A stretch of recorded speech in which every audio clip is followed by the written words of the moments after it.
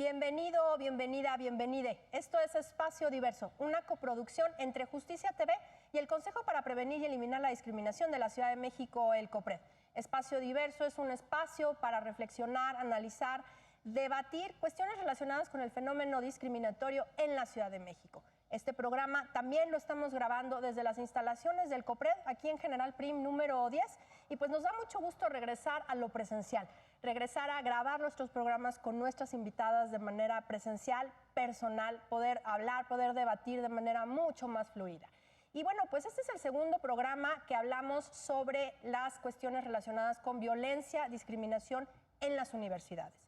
En el programa pasado estábamos hablando sobre qué medidas tendrían que tomar las universidades para prevenir, para erradicar y en su caso sancionar este tipo de violencias. Decíamos que gracias a la visibilización de alumnas principalmente a través del Me Too, pues se hizo posible poner en el centro del debate dentro de las universidades estas conductas, estas prácticas discriminatorias y violentas que viven las alumnas principalmente dentro de las universidades. Y digo principalmente porque también existen violencias cometidas hacia personas de la disidencia o de la diversidad sexual y de género, personas racializadas, personas con discapacidad.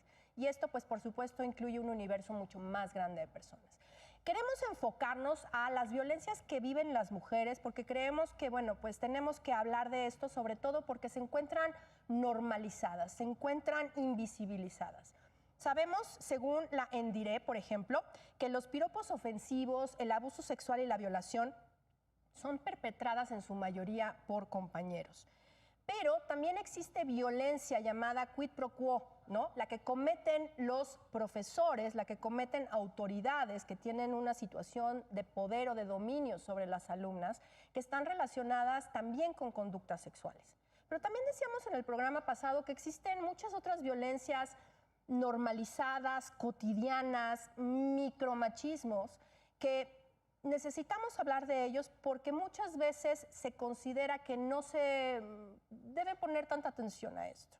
Y justamente para platicar sobre todas estas violencias, sobre la experiencia dentro de las universidades, vamos a platicar el día de hoy con tres invitadas que son universitarias, que se encuentran todavía estudiando en las universidades y que, bueno, pues nos gustaría mucho que nos platicaran cómo se vive esto, cómo se vive desde las colectivas en las universidades y sobre todo, pues qué medidas deberían de estar tomando estas instituciones.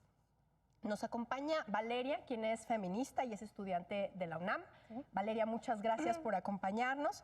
También nos acompaña Marina Pedrosa, quien es activista feminista y tesista en la UNAM. Muchas gracias, Marina, te agradecemos tu presencia. Y también nos acompaña Carolina Álvarez, quien también es feminista y es doctorante en la UAM Iztapalapa. Muchísimas gracias, Carolina, me da mucho gusto recibirlas. Y bueno, pues voy a empezar por quien me parece, por cómo las estoy presentando, la más joven, en cuanto a su paso por la universidad, porque, bueno, pues tenemos a una estudiante ya del doctorado, a una estudiante que está haciendo su tesis. Bueno, entonces, me gustaría empezar contigo, Valeria. ¿Cómo encuentras la universidad en términos de estas prácticas discriminatorias, de esta violencia hacia las mujeres? Desde que yo entré a la universidad, que fue en la preparatoria, fue Prepa 6, que fue UNAM, o sea, 15 años, pues siempre ha sido machista. O sea, siempre ha habido ese tipo de microagresiones, siempre ha habido de parte de los alumnos y de parte de los profesores también. Entonces, a mi paso de la UNAM, realmente no siento que muchas cosas hayan cambiado. Siento que apenas con el movimiento Me Too, con muchos movimientos feministas, con estudiantes que se han organizado entre ellas mismas, ha empezado quizás un poco a visibilizarse el problema, pero realmente siento que la UNAM está muy lejos de realmente querer combatir el problema o tener los recursos, la capacitación para combatir ese tipo de cosas. Claro, en el programa pasado justo hablábamos de la complejidad que implican las universidades por sí mismas al ser espacios de estudio, de trabajo, ¿no? de centros culturales, deportivos, etcétera. Y bueno, la UNAM presenta una complejidad pues mucho mayor, sí, simplemente por el tamaño que tiene, ¿no? Marina, tú en tu paso por la universidad, ¿cómo has vivido esta cuestión de las violencias y la discriminación?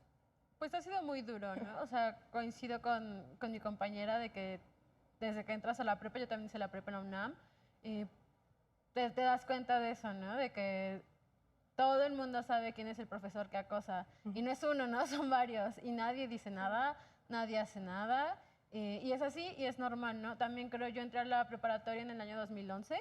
Creo que han cambiado muchísimas cosas, ¿no? Del 2011 para acá he tenido oportunidad de hablar con compañeras que ahora están en preparatoria y pues sí, su panorama, su contexto es muy diferente al de cuando nosotros estábamos en la preparatoria. Pero creo que va más como en lo diferente que somos nosotras como mujeres y como generaciones a la diferencia de la institución en sí, ¿no? Después, cuando entré a la universidad, pues fue prácticamente lo mismo, ¿no? Darme cuenta que a la institución no le importaba lo que nos estaba pasando a nosotras como estudiantes y después organizar, pues esto, ¿no? Movimientos estudiantiles y también con las trabajadoras y también con las profesoras y darnos cuenta que no nada más eran las estudiantes las que no importábamos, ¿no? Tampoco importaban las trabajadoras, tampoco importaban las trabajadoras administrativas, tampoco importaban las profesoras. Y pues eso, es también buscar cómo subsanar el trabajo que nace la institución, ¿no? Y que también termina siendo muy desgastante. Si la institución que tiene los recursos y la estructura para hacerlo no lo hace, pues a nosotras como compañeras sin recursos y sin estructura es muy difícil, ¿no? Acompañar una denuncia. Es muy difícil. Pues eso, ¿no? Bajar la información, ver qué se tiene que hacer, ver a dónde vas, porque te traen dando vueltas, ¿no? O sea, yo recuerdo una vez una compañera decía que la universidad es como un México chiquito, ¿no? Y así como te traen dando vueltas en el MP, así te traen dando vuelta en la Oficina General de Género de CEU, ¿no? Entonces creo que eso ha sido lo más desgastante y que incluso hace, por ejemplo, yo ahora, yo ya no quiero seguir estudiando en esa institución, ¿no? O sea, no solamente por la violencia de género, ¿no? Sino por lo que me tocó vivir a mí como activista dentro de la institución. Sí, creo que te termina haciendo un rechazo. Y a mí es a la institución, pero habrá compañeras que es más grave y que terminan incluso rechazando la formación académica, ¿no? Y que una mala, o sea, no se queda nada más en la violencia y ya pasó, sino en todo lo que eso transgrede en la vida de una mujer, ¿no? Que puede ser que tuvo una mala experiencia dentro de la universidad y ya no quiera continuar estudiando, ¿no? Y eso trunca en muchísimas áreas el desarrollo personal de esa mujer. Por supuesto, no es muy delicado porque no es una cosa menor, digamos, ninguna violencia lo es, pero me refiero que si tú vas todos los días a una institución educativa donde todos los días estás viviendo esta violencia, pues eso tiene efectos en tu vida emocional, ¿no? De manera grave. Y en ese sentido, además, puede llegar a truncar un proyecto de vida, ¿no? Porque al final del día, si dejas esa carrera, pues no sé si sea factible, digamos, regresar a estudiar después de una experiencia de ese tipo. Carolina, en tu paso por la universidad, ¿cómo lo has vivido? Pues yo coincido con las compañeras en 2 puntos, ¿no? Yo he estado en la UAM desde el año 2010 en mis estudios de pregrado y pues ya llevo casi 12 años, ¿no? En esa institución. Coincido primero en que sí noto un cambio en el clima político, ¿no? En comparación de cuando entré a estudiar la licenciatura. Creo que el trabajo de las compañeras militantes ha hecho que exista una presión pública y política hacia las instituciones, en términos sobre todo de visibilizar las violencias y de buscar fincar responsabilidades, ¿no? No solo que se quede como en una denuncia pública, sino también en términos jurídicos y de reglamentos, ¿no? Creo que las instituciones en últimos años, tal vez unos 5 años, han hecho algunos esfuerzos por incorporar esto de las violencias por género esencialmente a los reglamentos, pero pues todo eso ha surgido de las demandas de los movimientos, ¿no? Feministas sobre todo, de las compañeras, profesoras, alumnas, trabajadoras, y pues finalmente son conquistas que surgen de esa lucha política, ¿no? A mí me parece que otra cosa que he notado es que finalmente estas violencias cumplen una función, o sea, sí tienen un carácter instrumental, ¿no? Dentro de los espacios universitarios, pues están totalmente incorporadas en las formas, en las dinámicas de interacción, en las lógicas súper masculinas de los espacios universitarios, que me parece que eso es algo pues central, ¿no? Porque pareciera que nos tratan como invitadas, ¿no? Todo el tiempo, como si nos dieran el espacio, la oportunidad, el chance de estar en esos espacios que en realidad pues también esa participación forma parte de una lucha histórica y política de las mujeres para poder estar en esos espacios, pero en este momento ya no solo queremos poder ocuparlos, ¿no? Sino también hacerlos nuestros. Y una forma de lograr eso pues, es transformar esas dinámicas en donde a nosotras se nos considera eso como ajenas a esos espacios y pareciera que tenemos, o sea, la oportunidad que tenemos de transitar en esos espacios es a través de la sexualización de nuestros cuerpos y que los hombres, los profesores, los alumnos, los administrativos, los empleados, incluso la gente que vende fuera de la universidad, dentro de la universidad, o sea, en general, todos los hombres de esos espacios ven nuestros cuerpos como si tuvieran derecho a ellos, ¿no? Y sobre todo como una moneda de cambio, ¿no? O sea, como si nuestro desarrollo profesional estuviera siempre atravesado por esta hipersexualización, por esta cosificación. Y también me parece que este desgaste del que hablan las compañeras es real y los efectos de estas violencias, por muy sutiles que sean, o sea, casos que van desde violación hasta acoso, hostigamiento, etcétera, sí tienen efectos a largo plazo, ¿no? Y tienen repercusiones sobre el desarrollo profesional y la carrera profesional de las mujeres a muy largo plazo, muy largo plazo.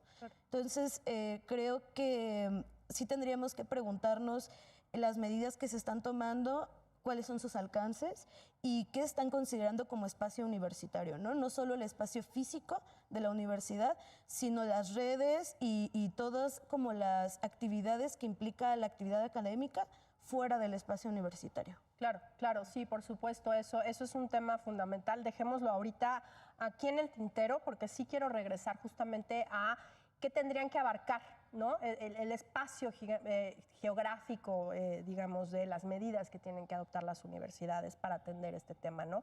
Porque sobre todo hoy día vemos con las redes sociales, los WhatsApps, los celulares, inclusive las clases en línea, ¿no? Cómo todo esto se convierte en un espacio, una extensión de la vida universitaria y cómo ahí parece que pues ahí no hay reglas, ¿no?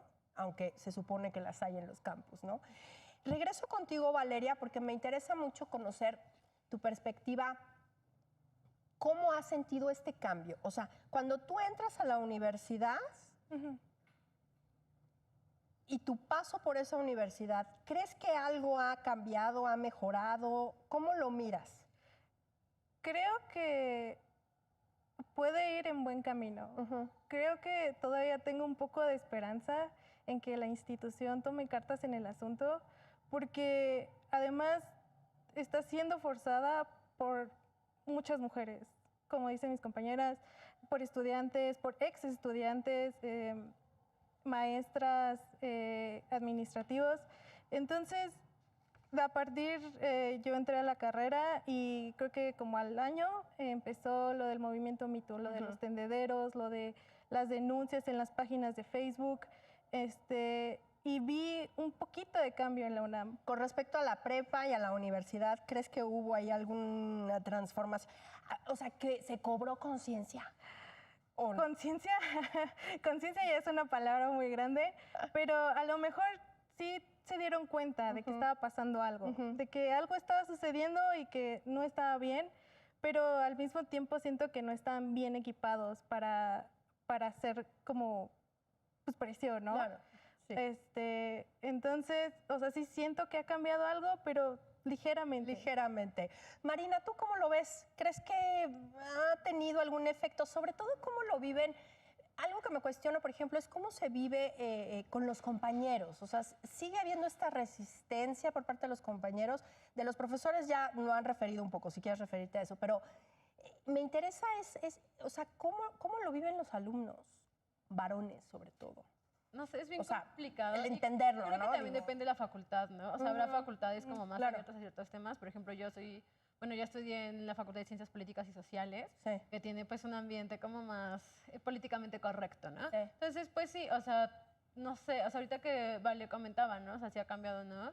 En mi primer año de licenciatura fue cuando ocurrió el feminicidio de Lesbi Berlín adentro del campus, ¿no? O sea, y creo que, o sea, más allá del Me Too, ¿no? Que es un movimiento gringo, No, pero o sea, eso fue un antes de shock, eso ¿no? ya había muchísimo trabajo previo aquí en las instituciones públicas educativas, ¿no? O sea, justo de las mujeres, ya había antecedentes de una asamblea separatista en filosofía y letras, ya había trabajo previo de una comisión de género en políticas y sociales, ¿no? Entonces de pronto pasa lo de Lesbi y pues eso ya también es como un...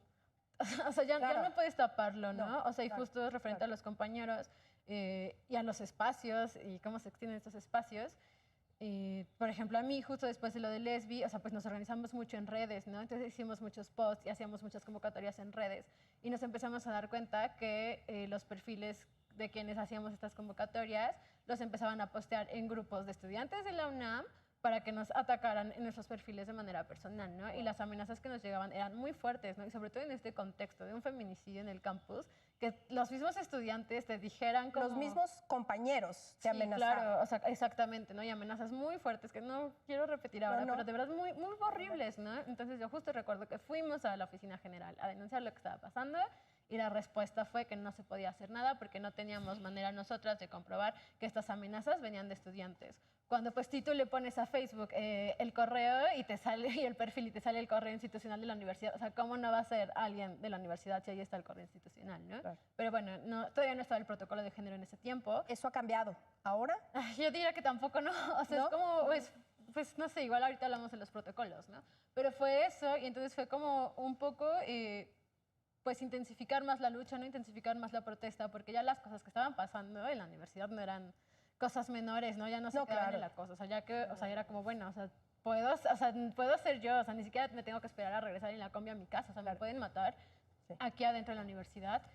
Y ya, pues fue como empezar a hacer mucha chamba de base, ¿no? O sea, mucho trabajo de nosotras para nosotras y hacer que la jornada feminista y tomar entonces la explanada y después empezamos a tomar también salones y después tomamos la instalación completa, ¿no? Claro. Y esto con los compañeros varones pues ha ido cambiando, o sea, yo sí noto ahí un cambio, ¿no? O Sí. sea, de que al principio éramos como unas 10 compañeras locas ahí haciendo quién sabe qué, a ser 30 y entonces quizá ya les daba miedo, ¿no? Ver a 30 mujeres ahí organizadas y luego, o sea, como la institución no te respondía con las denuncias, pues empezaron a hacer las denuncias públicas, Ya. ¿no? Y entonces ya había también esa como de, pues empezamos a escrachar a los compañeros por violadores, por acosadores, por golpeadores, por un montón de cosas. También a los profesores, ¿no? Porque pues si la institución no te daba una respuesta, era bueno, va, entonces nosotras vamos a decirle a la comunidad que este señor, que este compañero hace este tipo de cosas, ¿no? Entonces creo que eso también los hizo tener miedo.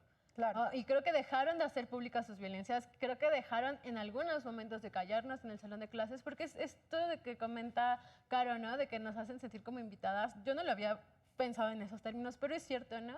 O sea, las primeras semanas de clase las compañeras nunca toman la palabra. Claro. Sino justo la visibilización de las violencias, pues en algunos casos quizá genera conciencia a lo mejor, o a lo mejor miedo, ¿no? Miedo y Pero al rechazo, final del ¿no? día- Porque al final el miedo también es rechazo. Vamos a hacer una pausa. Necesitamos hacer una pausa rapidísimo. Estamos en Espacio Diverso. Estamos hablando sobre violencia y discriminación en las universidades. No le cambien y vamos a regresar a seguir hablando sobre esto. Ahorita nos vemos. ¿Qué tal? Estamos de vuelta aquí en Espacio Diverso y estamos hablando sobre violencia y discriminación en las universidades. Estamos grabando en las instalaciones del COPRED en coproducción con Justicia TV. Y pues estábamos justo con Marina platicando sobre cómo suceden estas violencias, estas prácticas ya normalizadas y que de pronto pues pareciera que nos hemos vuelto delicadas, ¿no? Que ya no aguantamos nada, que ya no se puede decir nada frente a nosotras porque fácilmente nos ofendemos.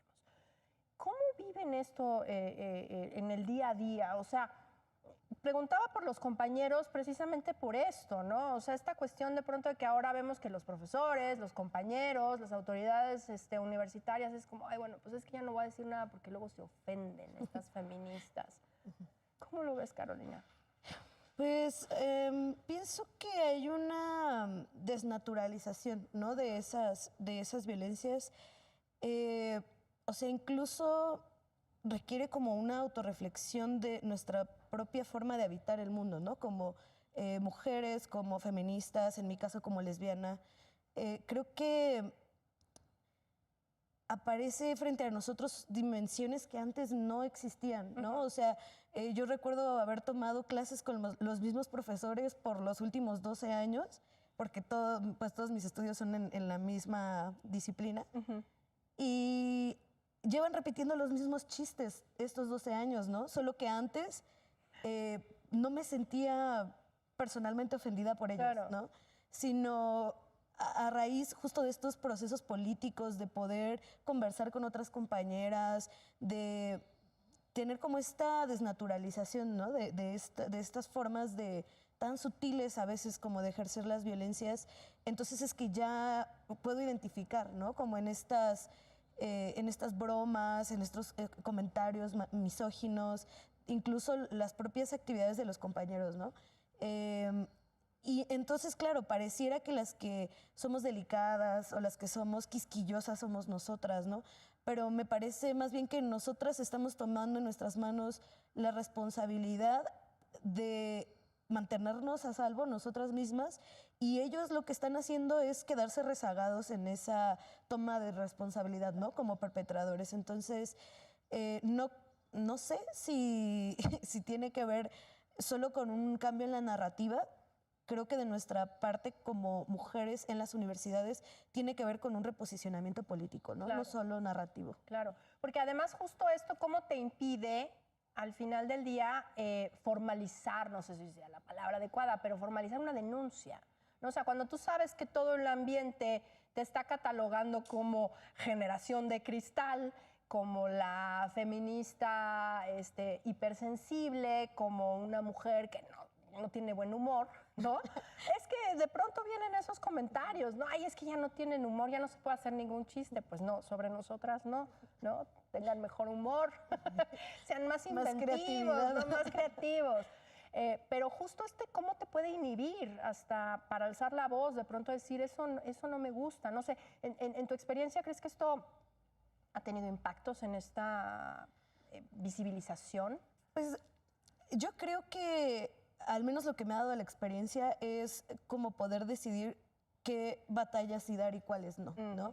Porque justamente estar todo el tiempo en estos espacios expuesta a tanta misoginia se vuelve un desgaste que es pues insufrible, ¿no? En algún punto el desgaste o los costos a nivel emocional son pues muchos, ¿no? Entonces, al menos a mí lo que me ha funcionado es decidir con quienes sí merece la pena entablar alguna clase de diálogo para señalar las violencias y con quienes ya no, ¿no?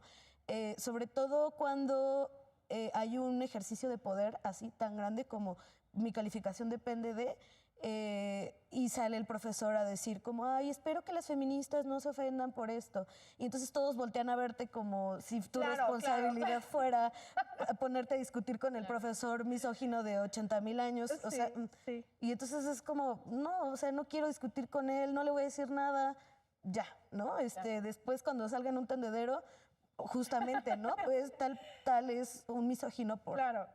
Creo que más o menos por ahí. Qué desgastante estar discutiendo todo el tiempo y estar siendo siempre quien tiene que estar poniendo el punto, ¿no? Oigan, es que eso no se dice, siempre eres como la feminista incómoda. Aunque yo siempre digo, bueno, pues en las comidas familiares, en estos espacios donde podemos ser las nietas, las amigas, las nijas, todo incómodas, pues yo creo que hay que hacerlo, ¿no? Pero también es muy cansado de pronto estar educando todo el tiempo, ¿no?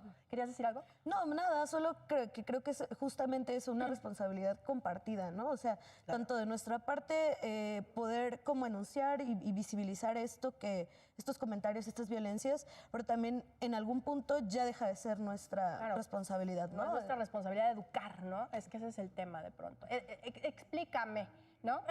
Valeria, ¿tú cómo ves esta cuestión justo de la inhibición? En tu experiencia, tus compañeras, tú misma, si tienes alguna experiencia, ¿les ha inhibido de denunciar o de señalar conductas?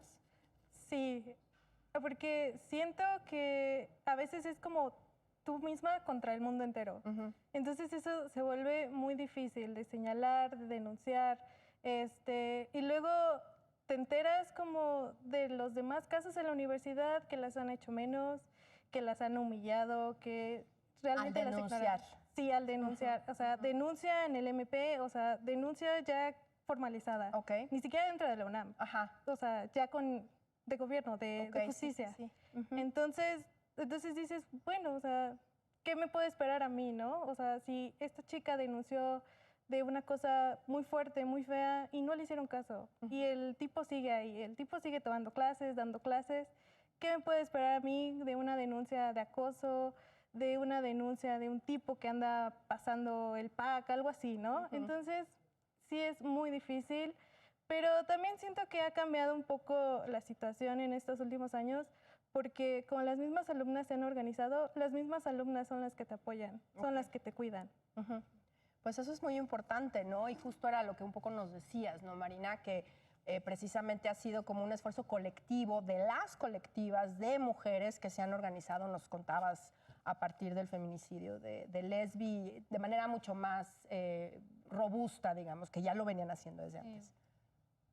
Sí, pues eso, creo que, o sea, para mí sí es bien importante historizar, ¿no? Como el feminismo en las universidades no nació ayer, ¿no? Y tiene una historia y tiene Claro. por qué, y ha ido cambiando, como han ido cambiando las violencias que estamos viviendo, ¿no? Y también creo que hay eso, ¿no? Un cambio de violencias y que quizá ahora que todo tiene que ser tan correcto y que ya hay como un discurso, ¿no? Porque esa es la verdad, hay un discurso, ¿no? O sea, la Universidad Nacional tiene un discurso muy claro de género, tiene sus banderas, o sea, justo después igual de, o sea, en el mismo año que lo de Lesbi sacó su campaña con la ONU de He for She, y entonces todo el mundo se tomaba su foto con el cartel, ¿no? Y para nosotros era como, o sea, ¿para qué se toman la foto, no? O sea, si tú sabes que vas a denunciar y el abogado de la facultad se está riendo de tu caso, ¿no? O sea, por ejemplo, ahí en políticas hubo muchos casos, ¿no? De las denuncias estaban archivadas y denuncias fuertes, ¿no? De violencia sexual en prácticas, de violencia sexual en la escuela. O sea, cuando yo entré, la facultad tenía botones de auxilio en los baños y nuestros baños en Polaca son búnkers, o sea, está la puerta hasta arriba y está así por todos lados, ¿no? Hasta el piso, de piso a techo, porque había muchísimas denuncias de acoso sexual en los baños, ¿no? Entonces se pone eso como una medida de la universidad, pero la facultad no tenía un protocolo de atención, o sea, nadie sabía qué pasaba si sonaban las alarmas. Y de nuevo, quienes tuvieron que hacer un protocolo fuimos nosotras, ¿no? Entonces era como, bueno, suena la alarma y la alarma que sea, y nosotras como estudiantes nos salíamos corriendo 5, ¿no? Al baño, a ver en cuál, porque no sabía, o sea, sonaban todas las del edificio. Entonces era como, o sea, si estabas hasta abajo, pues recórrete corriendo los 3 pisos hasta que veas en qué baño sonó la alarma, ¿no? O de abajo hacia arriba. Y ver qué pasaba y, o sea, casi siempre decían como, no, pues es que suena mucho el botón, pero son falsas. Y luego nosotras decíamos, como, o sea, sí había veces que era falso y que llegabas y no había nadie, ¿no? Pero también nos tocó varias veces llegar y que sí estaba pasando algo, ¿no? Y entonces era como de, bueno, ¿y dónde está? Y a ver, entre todas, a ver, correte, a ver quién es. Y entonces llega jurídico y no pueden hacer nada porque no es parte de la universidad y entonces solo lo invitan a salir del campus, ¿no? Pero entonces también, o sea, cuando sí es un compañero o un profesor, pues tampoco pasa nada, ¿no? O sea, como... En tu experiencia, las denuncias dentro de estos espacios de la UNAM han mejorado o sea, creo o que no. en los últimos años quizá un poco, ¿no? Pero creo que también viene porque las personas que están ocupando esos puestos están saliendo justo de la universidad y han formado parte del movimiento, tienen un poco de conciencia y alguna vez les tocó estar del otro lado, ¿no? Y creo que la atención es mejor. Pero solo la atención, porque en realidad no te resuelven nada, ¿no? O sea, al La menos, resolución, ajá. La resolución, la realidad es que no existe. Ok. ¿No? O sea, al menos ya no se burlan de ti cuando vas a poner la denuncia ni te tienen 5 horas esperando en la sala de espera, al menos hay otra atención y creo que eso pues también cambia un poco el cómo se siente quién va a poner la denuncia, ¿no? Y ya no es tan revictimizante como lo era antes, pero de todas formas el que la única, o sea, para empezar el protocolo que tenemos no contempla sentencias.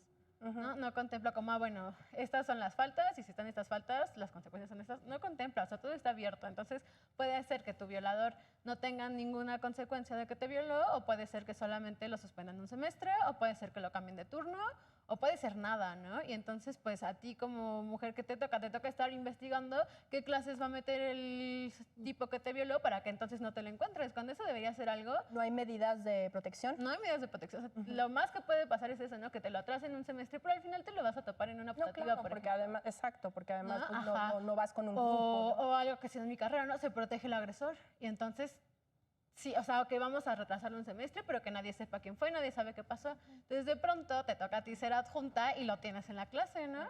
Y ¿sabe qué, profesora? Hay una situación con este compañero. Bueno, pero pasó además esto". está en el campus, de todas Claro, formas. pero por ejemplo, No vayas se en la les clase, no protege quiere decir que no te desde lo toques. coordinaciones. Entonces, o sea, las profesoras, por ejemplo, mi carrera que es práctica, ¿no? O sea, la mayoría es práctica, nos vamos de práctica de campo hasta 2 meses, Ujú. ¿no? Y que una profesora no sepa que se va a llevar a un compañero con una denuncia de acoso y de agresión sexual, porque la institución les y no porque creo que haya que estigmatizar, ¿no? Sino como decir, No, bueno, claro, pero- este compañero, o sea, ha tenido esta conducta, ¿no? Sobre todo por eso, porque pasamos 2 meses lejos de nuestras casas con los compañeros, pues es súper grave, ¿no? O sea, incluso que no haya protocolos especiales para este caso de convivencias lejos del campus, Eso, sí. que son Era- larguísimas, Sí. y que a la institución no le preocupe decir, bueno, a ver, o sea, no porque estemos en la carrera nos dicen, es que ustedes se están mentalizando, por eso les pasan esas cosas, porque ustedes están pensando que les va a pasar, y fue como no. O sea, me estoy anticipando a que pase, porque justo sé que pasa. No estoy diciendo que me vaya a ir a campo y que mis compañeros me van a violar, pero puede pasar, sé que puede pasar, sé que a la Claro. universidad no le va a importar. Entonces yo quiero que la facultad me diga qué vamos a hacer si pasa. El protocolo de la UNAM contempla estos espacios, que era lo que tú estabas planteando en el bloque anterior, que te decía yo que ahorita íbamos a hablar de eso porque es fundamental. El protocolo contempla estos espacios que no son el campus, pues el salón de clases, No, no los CEU, contempla. no contempla la práctica de campo, no contempla las redes sociales o bueno, No todo lo que contempla si sea el digital. compañero te violó en una fiesta fuera de la universidad, no lo Ok. contempla. Te dan un acompañamiento para ir al MP a poner tu denuncia, ¿no? Sí.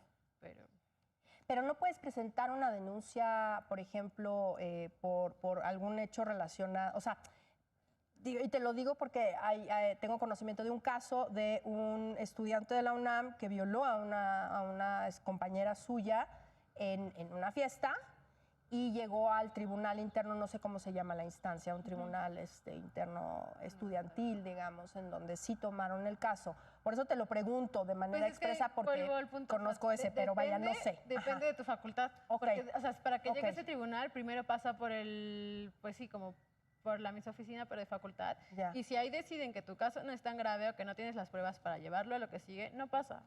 Ajá, o sea, por ahí tiene que pasar, digamos, un filtro, por así decirlo. Ajá, y también, por ejemplo, el protocolo contempla agresiones de no más de 1 año de antigüedad. Sí. Y volvemos al punto de la inhibición, ¿no? O sea, alguien que sufrió una violencia, o sea, ¿por qué le estás exigiendo que hable antes de que pase el año, ¿no? Claro. O sea, tú no sabes los procesos, tú no sabes cuánto tiempo le va a tomar. Para empezar, contárselo a alguien más, ¿no? Y después, alguien de confianza, y después ir a la institución a contar todo lo que pasó para que justo le digan, ay, ¿por qué no viniste antes? Claro, No, o ay, ¿qué crees? Ya se te venció, ya llevas 1 año y un día de que pasó, ya no procede por claro, legislación universitaria, ¿no? Si quieres, pues hazlo en el MP. claro. Sí, no, bueno, pues toda esta cuestión de la inhibición, ¿no? Y en tu caso, estás en la UAM, ya te iba a decir otra, en la UACM, en la UAM. ¿Cómo se ha vivido esto con el tema de la inhibición y con el tema de la atención? Pues la UAM tiene la particularidad de que cada unidad de la UAM tiene un protocolo propio, ¿no? Bueno, yo estoy en la UAM de Iztapalapa, llevo ahí los 12, bueno, casi 12 años. Pero en cada unidad, digamos que los protocolos han surgido en distintos momentos, ¿no? Por la necesidad, o se plantea así como necesidad, de las denuncias o los casos que llegaban a la Defensoría de los Derechos Universitarios o a distintas instancias, ¿no? El problema con los protocolos, bueno, hay varios. No quiero decir que no hay gente, mujeres detrás, ¿no? Impulsando y tratando de perfeccionarlos, pero tienen, me parece, algunos problemas, ¿no? Primero, y creo que es como el más importante, que está un poco vinculado con lo que comentabas, es que se contempla que las agresiones se pueden atender en la medida en la que, o sea, a partir de 2 cuestiones. Una, que alguna de las partes involucradas forme parte de la comunidad universitaria, como alumno o personal como administrativo, profesores, lo que sea. Y la otra, que las agresiones hayan ocurrido en actividades vinculadas con lo académico, ¿no? Eso implica, Lo que decía sí, Marina. por ejemplo, en clases, sí en prácticas, o sea, sí en estos espacios, pero hay actividades académicas que están en el terreno de lo muy borroso, ¿no? O sea, por ejemplo, una presentación de un libro es una actividad académica, pero es muy común que después de las presentaciones de libros los profesores hagan brindis, ¿no? En restaurantes. Físicamente ese no es un espacio que es un espacio de la universidad. Técnicamente tampoco es una actividad académica porque la actividad es la presentación del libro, pero sí son personas con las que compartes el espacio universitario, profesional y que tienen relaciones de poder sobre ti, ¿no? Y es en esos espacios justamente donde pasan este tipo de cosas, como que alcoholizan compañeras, las violan, abuso sexual, así, hostigamiento, un montón de cosas que están justamente en este terreno de lo borroso, ¿no? Dentro de los protocolos, por un lado. Y por otro, sobre las medidas de protección y de la inhibición de las denuncias, creo que hay una cuestión muy importante, ¿no? Que es que todas, o al menos las mujeres que yo conozco que han presentado denuncias, primero han sufrido procesos de revictimización, ¿no? Es decir, está el protocolo por un lado, pero es muy distinto que esté estipulado que la actuación de la institución debe ser tal o cual, o este es el camino para denunciar.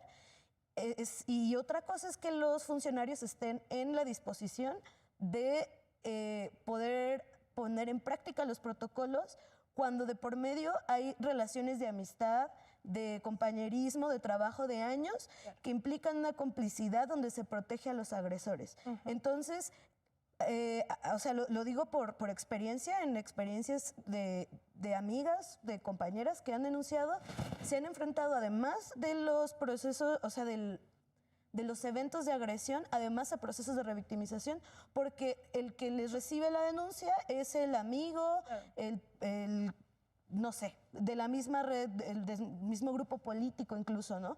Entonces hay una revictimización, aunque esté el protocolo, las sanciones dejan mucho que desear, precisamente porque no contemplan retirarlos de dar clases. O sea, los siguen teniendo ahí, las sanciones van desde sancionarlos con quitarles becas, suspenderlos momentáneamente, hacer que pidan disculpas, pero eso no está, o sea, no implica una reparación del daño, ¿no? Sobre todo porque los efectos de las denuncias son a largo plazo. O sea, implica que ya no te invitan a publicar, ¿no? A un libro, por ejemplo. Implica que si vas a meter para un congreso, te bloquean. Implica, o sea, O que se hable de ti como problemática, ¿no? No la tengas en tu clase porque es problemática. Entonces, no la metas al se proyecto. te restringen oportunidades laborales y profesionales en todos los niveles por esta cofradía del patriarcado, ¿no? Así, todo en secreto, fuera de lo institucional. Y además las medidas de precaución que contempla el protocolo, al menos de la UAM Iztapalapa, dice que esas medidas de protección terminan cuando hay una resolución de la denuncia, ¿no? Entonces, tú denuncias, te dicen, pues sí, tal profesor te acosó, las sanciones que le vamos a quitar tal beca, y ya todo lo demás te dejan desprotegida, ¿no? Entonces, ahí es donde entran las redes de mujeres a apoyarte. Claro, por supuesto. Tenemos que hacer ahorita una pausa. Discúlpame que te No, no te interrumpa, porque preocupes. lo que estás diciendo es fundamental, pacto patriarcal y cómo justamente estas redes de las que hemos estado platicando que se necesitan crear dentro de los espacios universitarios por las propias alumnas a falta de el acompañamiento y atención han resultado necesarias. Estamos en espacio diverso, no le cambien, estamos hablando sobre violencia y discriminación en las universidades. Ahorita regresamos. Estamos de vuelta aquí en Espacio Diverso. Estamos grabando desde General Prim número 10, las instalaciones del COPRED, en coproducción con Justicia TV. Estamos hablando sobre discriminación y violencia en las universidades y justo estábamos hablando de las problemáticas y la inhibición que existe asociada a estas problemáticas para denunciar, para visibilizar estas prácticas discriminatorias, esta violencia que viven las alumnas dentro de las universidades. Y pues en este último bloque a mí me gustaría que conversáramos sobre, bueno, qué tendrían que hacer las universidades, qué sería lo ideal, cuáles serían las buenas prácticas que podríamos destacar, que conozcan de sus universidades o de otros espacios de institución superior. Valeria. Creo que lo principal sería escuchar a las alumnas. Totalmente, o sea, sin poner ni un pero es que el otro, escucharlas y creerles. Sobre todo eso, o sea, empezar de ahí, empezar a decir, bueno, o sea, este profesor tiene 3 denuncias, 4 denuncias, pues algo debe haber mal, ¿no? O sea, si las chicas están diciendo que esto está pasando desde hace muchos años, pues hay que creerles, ¿no? O sea, yo creo que desde ahí empezar, también tener mejores protocolos de acompañamiento, porque como decían mis compañeras, o sea, cuando vas a denunciar, no solo quizás es la revictimización de la misma institución, sino también de los propios compañeros. Así de que, no, pues es que, ¿qué te pasó? No, es que pasó esto, pasó el otro, entonces tienes que volver a contar la historia, el trauma, todo lo que te generó. Y quizás deberían poner un poquito más de énfasis en eso, en creerles a las personas, porque, o sea, sí, como dicen los hombres luego, ¿no? Así de que, ay, es que también hay denuncias falsas, ¿no? Pero, Es lo que te iba a decir, sí. pero pues, ¿cuántas denuncias falsas pueden haber por cada denuncia verdadera, ¿no? Entonces, yo creo que ir por ese lado de creerles a las personas cuando es una situación así, es imprescindible. Sí, sí, eso que dices, ¿no? Me parece importantísimo subrayarlo, esa cuestión de las denuncias falsas. Y se pone luego en los protocolos esa advertencia a las alumnas que quieran destruirle la vida, porque así es como se piensa, ¿no? Destruirle la vida a un compañero o a un profesor con una denuncia, a todas luces falsa, ¿no? Cancelarlo, como ¿no? dicen. Y realmente, a ver, si estamos hablando de toda esta inhibición, si estamos hablando de todos estos efectos y todos estos impactos y todas estas consecuencias que tiene el decirlo, ya decía Carolina, elegir mis batallas, no me voy a estar peleando porque eso al final del día tiene consecuencias en mí misma, ¿no? ¿Qué estrés? Simplemente ya empezando por ahí, estar peleando todo el tiempo. ¿Creen de veras que una alumna va a hacer eso simplemente por quererle destruir la vida a alguien? Me parece que es estar pensando sin entender la dinámica y la gravedad del problema, ¿no? Cuando aparte no le destruyes la vida a nadie, ¿no? O sea, justo en eso es como no hay consecuencias reales para los agresores. No, claro. Y aunque las haya, o sea, es más fácil que... Pensando que fuera falsa, ¿eh? O sea, Exacto, pensando que fuera falsa, ¿no? O sea, aunque las hubiera, o sea, es más fácil que yo sea estigmatizada y señalada toda mi vida académica como la feminista revoltosa y como la que te va a causar problemas al compañero que no va a ser señalado como un agresor sexual toda su vida, ¿no? O sea, la realidad es que justo por el mismo pacto patriarcal, o sea, esas violencias las olvidan así, ¿no? O sea, por eso tienes a candidatos con denuncias, por eso tienes a legisladores con denuncias, por eso tienes a profesores con denuncias, y es esto, ¿no? O sea, de nada sirve que lo podamos nombrar ahora nosotras si la institución te sigue haciendo callar con su respuesta, ¿no? O sea, y ahí creo que sería eso, ¿no? O sea, ¿qué necesita hacer la institución? Pues dejar de tener miedo a tener consecuencias reales para los agresores, ¿no? O sea, siento que le tienen más miedo a qué va a decir las... Y es porque estamos en una sociedad patriarcal, ¿no? O sea, hay más miedo a que a un hombre le caiga peso y tenga una consecuencia real por sus acciones, a que las mujeres estemos siendo violentadas. Eso no da miedo. Claro. No, eso es lo de todos los días. O sea, ¿qué más da otra alumna acosada? ¿Qué más da otra trabajadora golpeada por su pareja dentro de la escuela? O sea, ¿qué más da? ¿No? O sea, lo importante es no decir que en la UNAM tenemos profesores violadores. Claro, claro, por supuesto. Y seguir con esas dinámicas, ¿no? Porque también a mí me parece importante, además de esas violencias que decíamos en el otro programa, ¿no? Son las violencias que en cierta medida se ha entendido, ¿no? La violencia sexual, el acoso, el quid pro quo por parte de profesores o autoridades académicas. Pero también estas violencias cotidianas, ¿no? Ese maestro que, como decía Carolina, todas las clases echa los chistes, ¿no? O sea, quizá no es una violencia, digamos, sexual, como hace rato decías, de MP, ¿no? Pero es una violencia que todos los días pues simbólica, está, ¿no? Y como dice Caro, o sea, refuerza toda esta lógica. Por supuesto, ¿no? Y que genera estos ambientes hostiles, ¿no? ¿Cómo le hacemos para que eso se entienda que no es menor, que no buscas destruirle la vida a nadie? Porque esa violencia lo que está haciendo es destruirte a ti misma y a todas tus compañeras al estarla escuchando día tras día tras día, y que genera estos impactos en las dinámicas grupales, que esas dinámicas grupales pues al final del día son tu dinámica profesional, porque pues con estas personas vas a convivir muy probablemente en tu desarrollo profesional, ¿no? Entonces, ¿qué otra cosa consideras, Marina, que se necesite hacer desde las universidades? Es que creo que es mucha chamba interna, ¿no? Y muchos ser honestos. O sea, creo que de nada sirve que estén haciendo el circo de que les importa y los 1000 banderines si realmente no, o sea, justo esto, o sea, los profesores dicen esas cosas porque las capacitaciones que llegan a tener no son capacitaciones reales, ¿no? O sea, se echan el curso en línea y solamente le dan seguir a las diapositivas, al final hay un cuestionario todo X, que la verdad ni dice nada, y ya con eso están capacitados en materia de género, y entonces, pues esto, ¿no? No llegan a concientizar el impacto que tiene que digan chistes en la clase, ¿no? O no sé, o sea, igual como en estas ideas de equidad de género, entonces ahora quieren como que participen, si ya participaron 3 compañeras, ay, es que entonces ahora vamos a hacer que participen 3 de sus compañeros porque no los están dejando hablar, y es como, bro, o sea, ustedes llevan hablando toda la vida, o sea, déjanos hablar un poco, ¿no?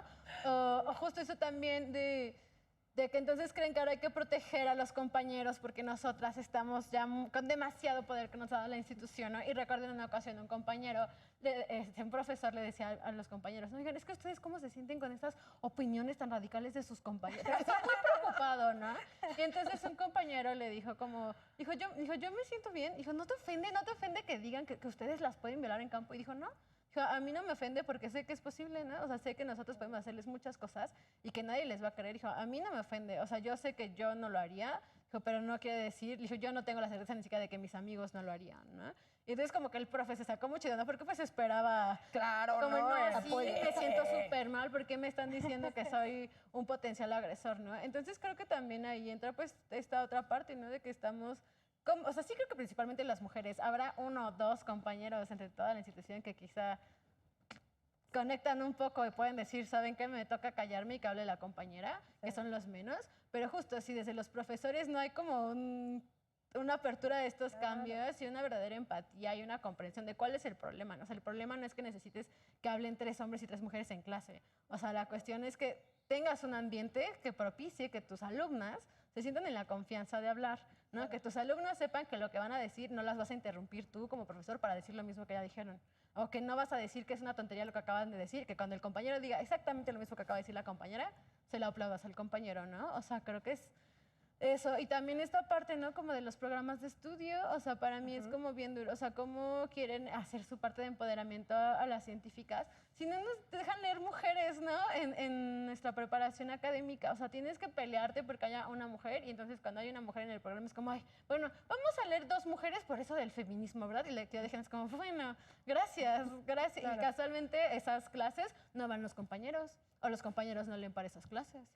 Yo quiero decir que, por ejemplo, en mi carrera se leen a muchos autores. Entonces, hay muchos autores que no han sido las mejores personas, obviamente, ¿no? Han sido violadores, han sido misóginos, han golpeado a sus parejas. Entonces, cuando se los comentas a los profesores, así que de profesor, esto me incomoda un poquito. La verdad es que a mí no me gustaría estudiar a este autor. Quizás podíamos, o sea, les da sugerencias así de, esta autora mejor, están así, ay, pero ¿por qué? Ay, otras veces vas a empezar con tus cosas, si es un autor como la vaca sagrada, sí, pero claro, es un violador, o sea, es un misógino. Sí. No, pero es que hay que estudiarlo, no sé qué, o sea, tampoco hay ese tipo de abertura académicamente de que puedas no leer ese tipo de cosas, ¿no? Porque...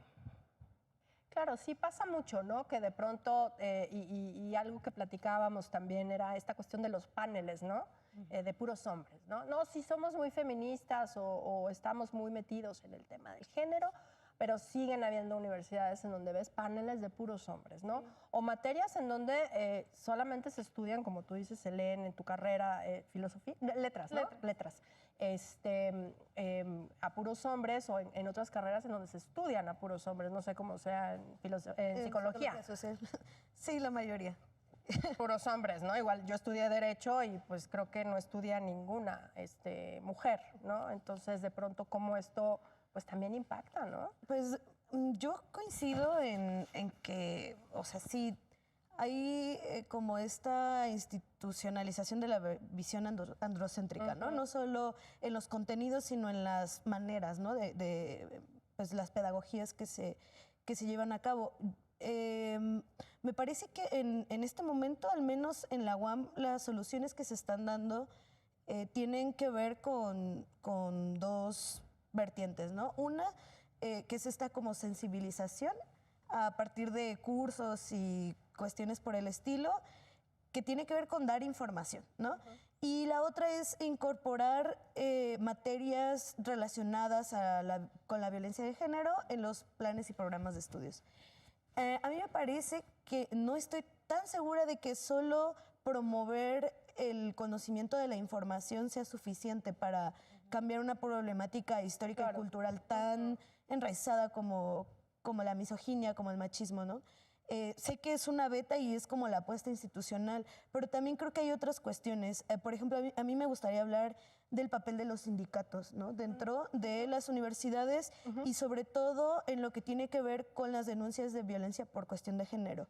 Porque muchas de estas acusaciones de que puede haber denuncias falsas y que se puede ver afectados los contratos colectivos de trabajo y todo esto vienen de los sindicatos que están siendo cómplices y están protegiendo a los agresores, profesores, administrativos, jardineros, o sea, como en general a los hombres que están ejerciendo violencias dentro de las universidades, ¿no? Entonces, primero, pues eso requiere una voluntad institucional para poder negociar de parte de las autoridades de las universidades con los sindicatos para encontrar una manera, ¿no? Y encontrar una voluntad política de dejar de institucionalizar la complicidad, ¿no? Creo que eso es importante. Y por otro lado, también extender las medidas de protección, o sea, entender como la profundidad y el alcance que tiene las violencias, sobre todo en razón de género, para que estos protocolos no solo contemplen mantener seguras a las denunciantes, pues en el periodo que dura la denuncia, ¿no? Sino al menos hasta que salgan de pues de la institución. Sí, va a seguir el agresor. Sí, si va a seguir ahí, va a seguir dando clases, lo vas a tener que encontrar en algún momento, ¿no? Entonces creo que requeriría como una visión más integral de la problemática, que no cayera solo en promover la cultura de la denuncia, ¿no? Sino encontrar qué es lo que está generando esta cifra negra, ¿no? De mujeres que no denuncian, ¿no? O sea, alumnas, profesoras, administrativas que están experimentando violencias, pero no llega ni con todo y protocolos las denuncias, ¿no? Creo que eso también me parece como un punto importante. No, fundamental, fundamental. Y qué bueno que retomaste ese tema de las medidas de protección que había quedado un poco trunco ahí con la pausa anterior, porque justo, ¿no? Es precisamente una de las vías pues más importantes para generar seguridad para quien denuncia, ¿no? O sea, saber que tú puedes ir a denunciar y que vas a estar protegida y que de alguna manera no te va a pasar nada, por lo menos dentro de la propia universidad cuando tú señalas a tu agresor, ¿no? Y eso es una medida muy importante. Pues a mí me gustaría retomar lo que han dicho, el tema del escuchar y el acompañamiento, me parece que eso es fundamental. El tema de concientizar, sensibilizar más que capacitar con esos, de pronto, estas vías tan, pues que de pronto parece que no permean, ¿no? Realmente.